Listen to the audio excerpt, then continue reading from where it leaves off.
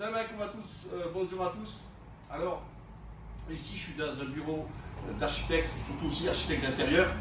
Alors quand en France on vient nous parler de la femme voilée, de la femme qui serait soumise à l'homme, et tout ça, etc. Et le big boss ici c'est elle, c'est l'architecte. C'est l'architecte d'intérieur. On est en train de travailler sur les intérieurs de la résidence Boutique 15. D'ailleurs elle a beaucoup de goût. Là, Salman, c'est le constructeur sur Boutique 15. Et donc, on est en train de travailler, regardez, sous Boutique 15, la beauté. Ce qu'on travaille, ça va être à peu près comme ça, le hammam comme ça. Voilà, Boutique 15, ça va être extraordinaire. Ça va être vraiment un très très beau produit. Comme Viamar, mais en plus petit, c'est pour ça qu'on l'appelait Boutique d'ailleurs.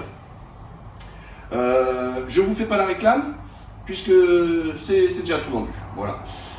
Mais pour les prochaines résidences, vous savez qu'est-ce qu'on est capable de faire. Voilà, les piscines intérieures, ce sera comme ça, tout ça. Mais pour ceux qui ont acheté boutique, voilà un peu ce que ça va être, tout ça. Mais revenons au sujet. En France, on dit Erdogan il a islamisé la Turquie. Or, c'est faux. En fait, la Turquie était un pays islamophobe, il faut dire la vérité. C'était un pays comme la France, laïcard, dominé par un parti qui s'appelle le JAP, qui était raciste, islamophobe. Et il était interdit, le port du voile, dans un pays musulman, hein, le port du voile à l'université était interdit, alors qu'en France il est autorisé. Erdogan, qu'est-ce qu'il a fait? D'ailleurs, la Cour européenne des droits de l'homme a condamné la Turquie sur le fait que c'était une discrimination. Et Erdogan, justement, a permis justement d'ouvrir, ainsi que chez les fonctionnaires, de permettre dans certains métiers, ou sur les avocats, ou au Parlement turc, avant, une femme ne pouvait pas porter le voile, maintenant elle peut porter le voile. Donc il n'a pas enlevé à celle qui porte la jupe, il n'a pas enlevé à celle qui porte le décolleté, il a permis à la femme qui porte le voile de sortir de sa cuisine.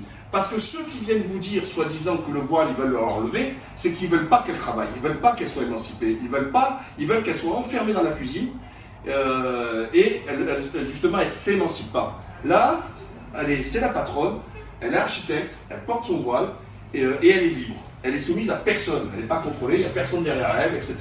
Donc arrêtez votre fantasme à chaque fois croire que la femme voilée est une femme soumise. Vous en avez encore la preuve, et en Turquie on en a beaucoup. On a des pilotes d'avion, on a des pilotes de chasse, on a des pilotes d'hélicoptères, on a des docteurs, des avocats, des architectes, on a de tout chez les femmes. Voilà. Donc allez vous faire soigner avant de dire des bêtises. C'est machallah. Voilà, elle n'a pas de problème, vous voyez. C'est elle qui décide et nous les hommes on est là.